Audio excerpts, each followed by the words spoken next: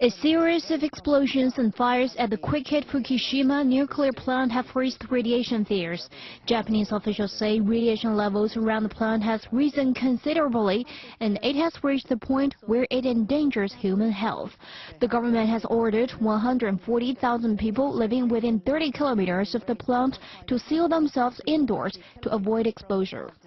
The ultimate concern for many is that radiation has the ability to cause cancer. According to the World Nuclear Association, exposure to over 100 millisieverts a year is a level which can lead to cancer.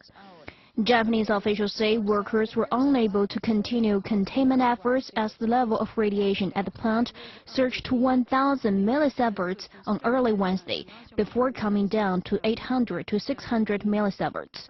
The repeated emissions of radiation are unnerving the Japanese and spreading fears among its neighbors. Radiation levels in the Japanese capital Tokyo rose 10 times above the average on Tuesday evening, sparking fears among the metropolis's 30 million residents. But experts say residents in Tokyo are within the safe range of exposure and only advise them to stay indoors. Scientists say studies on the effects of low-level exposure are inconclusive, and that it's difficult to know the increased risk of cancer from low-level radiation exposure. Japan's nuclear crisis has also sparked panic across the whole Pacific region, as any released radiation can travel by wind.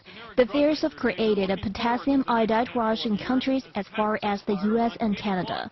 The U.S.-based firm selling potassium iodide say they completely run out of stock. But U.S. and Canadian health authorities say the fears are unwarranted and warn that overdose of potassium iodide can do more harm than good for some people, including pregnant women. They said iodine pills are not radiation antidotes and offer no protection against some radioactive elements, such as cesium. Similarly, the World Health Organization on its Twitter page has asked people to consult doctors before taking the pills.